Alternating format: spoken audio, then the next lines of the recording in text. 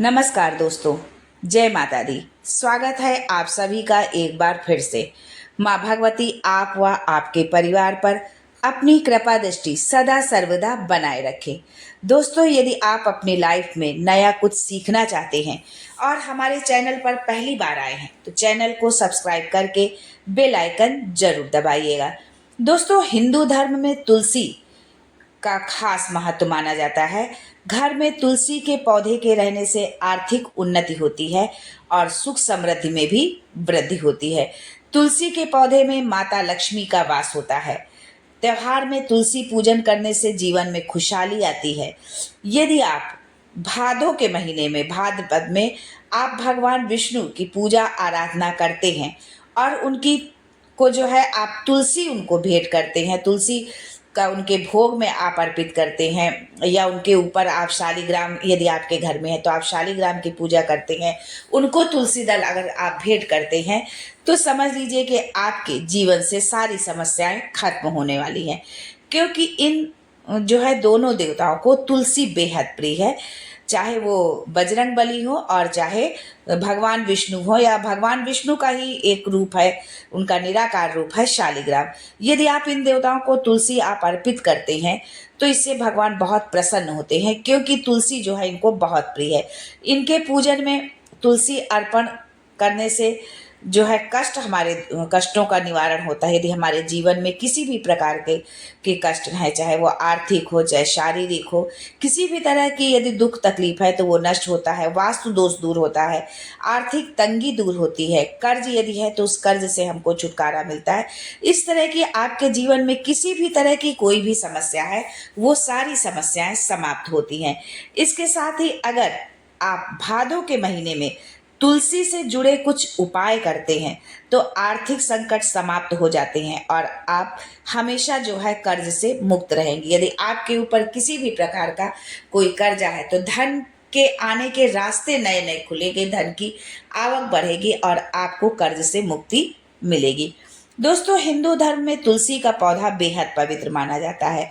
अगर जातक विधि विधान के साथ तुलसी माता की पूजा करे तो घर में हमेशा माता लक्ष्मी का वास होता है, क्योंकि तुलसी जो है माता लक्ष्मी का ही एक स्वरूप मानी जाती है। धार्मिक दृष्टिकोण से और स्वास्थ्य दोनों दृष्टिकोण से तुलसी का पौधा जो है बेहद फायदेमंद होता है। भगवान विष्णु के अलावा श्री कृष्ण को, बजरंग बली को जो है तुलसी अवश्य अर्पण करनी चाहिए। इससे आपके जीवन में तरक्की के मार्ग खुल जाएंगे और सुख समृद्धि में वृद्धि होगी। जो जातक आर्थिक तंगी से परेशान है, पैसे तो हाथ में आते हैं लेकिन टिकते नहीं हैं, तो तुलसी से जुड़े कुछ उपाय करने से ही सारी समस्या समाप्त हो जाती है। तो आगे बढ़ने से पहले आपसे रिक्वेस्ट करती हूँ कि वीडियो को लाइक करिएगा, दोस्तों को शेयर कर दीजिएगा, और अगर आपने अभी तक चैनल को सब्सक्राइब नहीं किया है तो चैनल को सब्सक्राइब करके बेल आइकन जरूर दबाइएगा। दोस्तों, शायद ही कोई घर ऐसा हो जिनके घर में तुलसी का पौधा ना हो, और जिसके घर में तुलसी, कभी कभी होता है कि हम बहुत बार तुलसी का पौधा लगाते हैं, लाके बहुत सेवा करते हैं, लेकिन फिर भी जो है तुलसी नहीं हमारे घर में होती, तो आप ये समझ जाइए कि आपके घर में निगेटिविटी है, नकारात्मकता है आपके घर में, जो तुलसी का पौधा वहाँ पर नहीं उग रहा है। तो इसके लिए भी कुछ उपाय हैं जो आपको हमारे चैनल में वीडियो में देखने में आपको मिल जाएंगे कि तुलसी का पौधा नहीं उगता है या नहीं होता है तो उसके पीछे क्या कारण है। दोस्तों, तुलसी से जुड़े उपाय अगर आप करते हैं तो सभी तरह की आर्थिक समस्याएं समाप्त हो जाती हैं। भादों के महीने में प्रतिदिन तुलसी में जल आप जरूर अर्पण करें। सुबह के समय और शाम के समय जो है आप आटे का दीपक बना लें, और आटे का दीपक बनाकर शुद्ध घी से उसमें डालें और थोड़ी सी उसमें हल्दी डालें, 2 लौंग मिलाकर तुलसी के पौधे के सामने अवश्य जलाएं। हाँ, दीपक जलाते समय आपको ये जरूर ध्यान रखना है कि यदि गमले में तुलसी लगी हुई है तो आप गमले के अंदर दीपक नहीं रखें, बाहर रखें। यदि आप गमले के अंदर रखते हैं तो उससे तुलसी माता को जो है क्षति होती है और उस तुलसी जो है हमारी जल जाती है। तो ऐसा आपको नहीं करना, आपको गमले के बाहर। और जब आप दीपक रखेंगे तो सीधे आपको जमीन पर दीपक को नहीं रखना है। दीपक को जो है दीप को आपको कोई आसन देना है। आप चावल रख सकते हैं, पुष्प रख सकते हैं, नीचे कुछ आप आसन दें, उसके पश्चात ही आप दीपक को रखें। और आटे का दीपक आपको जलाना है। लेकिन जो है आप एक बात का और, दीपक जलाते समय आपको विशेष ये ध्यान रखना है कि जो दीपक है उस जो है उसकी दिशा जो है उत्तर की ओर होनी चाहिए। यानी जो दीपक की लौ है, जिधर बत्ती है, वो जो है उसकी दिशा जो है उत्तर की ओर होनी चाहिए। यानी दीपक का मुख उत्तर दिशा में ही रहना चाहिए। दोस्तों, यदि आप इस उपाय को करते हैं तो जल्द ही आपको इसका प्रभाव देखने को मिलेगा। अधिकतर लोग सोचेंगे कि हम तो रोज दीपक जलाते हैं, लेकिन जब हम इन छोटी छोटी बातों का ख्याल नहीं रखते और जो जिस चीज का जो नियम है उन नियमों का पालन करते हुए यदि हम कार्य नहीं करते तो उसमें हमको सफलता नहीं मिलती है। वो हमारा जो है जिस उद्देश्य से हम काम कर रहे हैं, जिस मनोकामना से वो हम उपाय कर रहे हैं, उसका जो है प्रभाव हमको जो है हमारे जीवन में उसको देखने को नहीं मिलेगा। इसलिए आप सारे नियमों का पालन करते हैं। यदि तुलसी माता के सामने जो है आप दीपक जलाते हैं तो आपको जो है जरूर इसका प्रभाव आपको देखने को मिलेगा। आपके जीवन में जो आर्थिक समस्याएं हैं वो निश्चित रूप से समाप्त हो जाएंगी। 11 तुलसी के पत्तों को तोड़कर उसमें राम नाम लिखकर उसकी माला बनाकर बजरंग बली को अगर आप अर्पण करते हैं तो आपके जीवन में आने वाले सभी प्रकार के संकट समाप्त हो जाएंगे।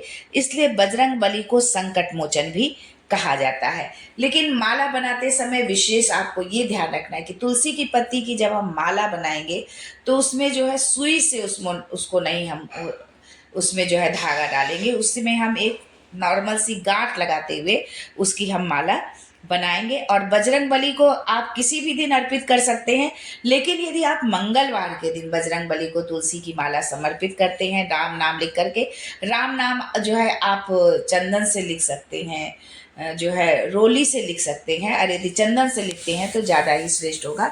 और चंदन वो वाला होना चाहिए जो हम घिसते हैं, जो चंदन का मुठा होता है लकड़ी का, वो घिस के उस चंदन से लिखे। जो आजकल पाउडर वाला चंदन मिलता है या गोपी चंदन मिलता है, इससे आपको नहीं लिखना। अगर वो उस चंदन से आपको लिखना है और माला बनाकर जो है संकट मोचन को बजरंग बली को अर्पित करना है। तो आपके जीवन में जितने भी संकट हैं, जिस भी तरह के संकट हो, चाहे वो किसी भी तरह का कोई भी संकट में जीवन में आपके समस्या हो, वो सारी समस्याएं संकट मोचन समाप्त करेंगे।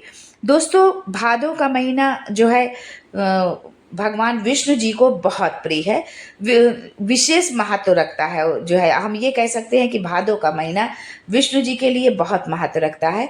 ऐसे में यदि आप गुरुवार के दिन भगवान विष्णु की पूजा में तुलसी की पत्तियों को अर्पित आप करें, जो है भगवान विष्णु को पूजा के बाद इन पत्तियों को अर्पित करें, और पूजा के समाप्त के बाद जब आप पूजा अपनी पूरी संपन्न कर लेते हैं, आरती भोग कर देते हैं भगवान का, उसके पश्चात जो आपने पत्तियां भगवान विष्णु को अर्पित करी हैं, उन पत्तियों को उठा करके पीले रंग के कपड़े में बांधकर आप अपने धन रखने के स्थान में या फिर आप अपनी तिजोरी में आप इसको रख दें।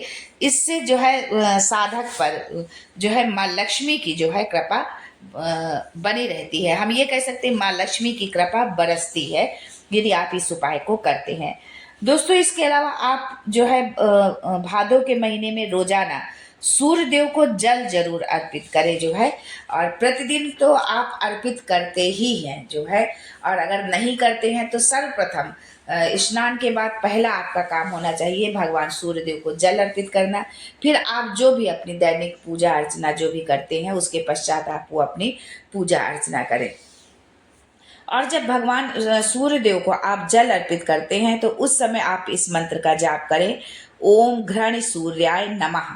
इस मंत्र का आपको जाप करना है। एक बार मंत्र आप पुनः सुन लें, ओम घृण सूर्याय नमः। ऐसा करने से जातक के लिए तरक्की के रास्ते जो है खुलने लगते हैं, साथ ही कार्य में आ रही बाधा भी दूर हो जाती है। यदि किसी भी तरह की कोई बाधा आ रही है, आपके काम में रुकावट हो रही है, काम बनते बनते रुक जाता है या बिगड़ जाता है या पूरा नहीं हो पाता है काम जो है, तो इन सारी समस्याओं से आपको छुटकारा मिलेगा जो है। यदि आप तनाव की समस्या से ग्रस्त हैं, डिप्रेशन में हैं, तो इसके लिए जो है आप भादों के महीने में प्रतिदिन गायत्री मंत्र का आप जाप करें। इससे आपको मानसिक शांति का अनुभव जरूर होगा। और मैं तो ये कहूँगी कि प्रत्येक व्यक्ति को, चाहे वो हमारे हिंदू धर्म में कोई भी वो व्यक्ति हो, सबको प्रतिदिन एक माला तो गायत्री मंत्र की करनी ही चाहिए। और यदि मान लीजिए कि आपके पास समय का अभाव है, आप जो है माला नहीं कर पा रहे हैं, तो आप भले ही आप अपने मोबाइल में लगा दें गायत्री मंत्र 108 बार, तो उसकी जो गायत्री मंत्र की जो ऊर्जा है वो आपके पूरे घर में फैलती है। और आपके घर में यदि किसी भी तरह की निगेटिविटी है तो वो निगेटिविटी समाप्त होती है, पॉजिटिविटी आती है, और आप जो डिप्रेशन में थे, जो तनाव थे, वो धीरे धीरे आपका तनाव भी समाप्त होने लगता है। दोस्तों, भादों के महीने में जो है गर्मी थोड़ी कम हो जाती है, मौसम थोड़ा गर्मी से हम कहेंगे कि राहत मिलने लगती है। ऐसे में जो है इस माह में आप जो है राहगीरों को, यदि आप जल आपने प्याऊ लगवाया हुआ है जेठ के महीने में, तो आप इस जल को जो है, ये नहीं कि गर्मी कम हो गई है तो आप वो बंद कर दें, ये सेवा करना नहीं। आपको ये सेवा करनी चाहिए जो है, क्वार के महीने तक आपको ये पानी पिलाने वाली सेवा जरूर करनी चाहिए। क्योंकि जब राहगीरों को हम जब जल पिलाते हैं तो उससे हमें बहुत पुण्य फल की प्राप्ति होती है। और जो है ये एक तरह से बहुत पुण्य का, जल से जो है पतली कोई चीज नहीं होती है। और जल जब हम किसी को पिलाते हैं, किसी प्यासे व्यक्ति को यदि हम जल पिलाते हैं, तो उसकी अंतरात्मा को जो संतुष्टि मिलती है, वो संतुष्टि जो है हमारे जीवन के जो है, हमारे भाग्य को, हमारे जीवन को बदल देती है। साथ ही इस कार्य में देवी देवताओं व पितरों का आशीर्वाद भी बना रहता है यदि हम जल पिलाने का पुण्य करते हैं। और यदि हम कोई महीने का नहीं है, आप बहुत लोग, आप यदि आपके पास है सामर्थ्य है, तो आप कहीं मंदिर में इस तरह का प्याऊ आप लगवा सकते हैं कि 12 महीने जो है भक्तों को जो है जल पीने के लिए मिलता रहे। भादों के महीने में जो है आप दान पुण्य करना जो है बहुत ही लाभकारी होता है जो है। क्योंकि श्रावण माह के पश्चात जो है, जैसे श्रावण के सोमवार का महत्व होता है, वैसे ही भादों के रविवार का महत्व होता है। यदि आप भादों के रविवार में आप व्रत रखते हैं, और इस व्रत में विशेष बात यह है कि इस व्रत में आपको नमक का सेवन नहीं करना होता है, आपको नमक नहीं खाना है, और बहुत ही शुद्धता के साथ जो इस व्रत को रखा जाता है। यदि आप उतनी शुद्धता नहीं बरत पाते, तो आप जब सूर्य देव को जल आप चढ़ाते हैं, तो आप गीले कपड़े पहन करके जो है आप जल पहले नहाएं, गीले कपड़े पहन के भगवान सूर्य देव को अर्घ दें। इसके पश्चात फिर आप सूखे कपड़े पहन लें, फिर आप अपनी बाकी की दैनिक पूजा आप करें, लेकिन बहुत ही शुद्धता के साथ करना है। और यदि आप उपवास रखते हैं तो आपको नमक का सेवन नहीं रखना है। भादों के रविवार का वैसा ही महत्व होता है जैसा कि सावन का सोमवार का। ऐसे इस माह में आप तांबे से बनी चीज़ों का या तिल का जो है आपको दान करना चाहिए।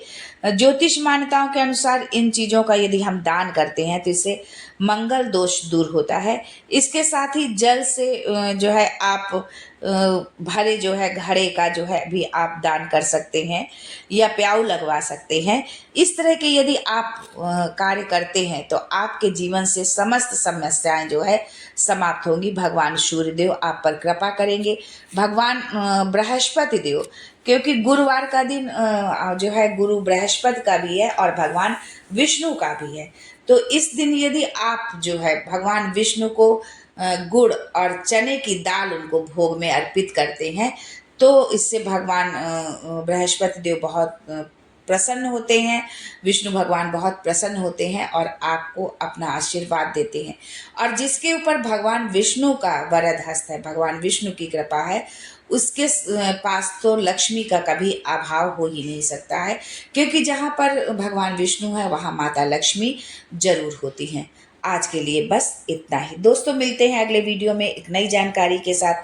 तब तक के लिए जय Lakshmi Narayan and thanks for watching my video.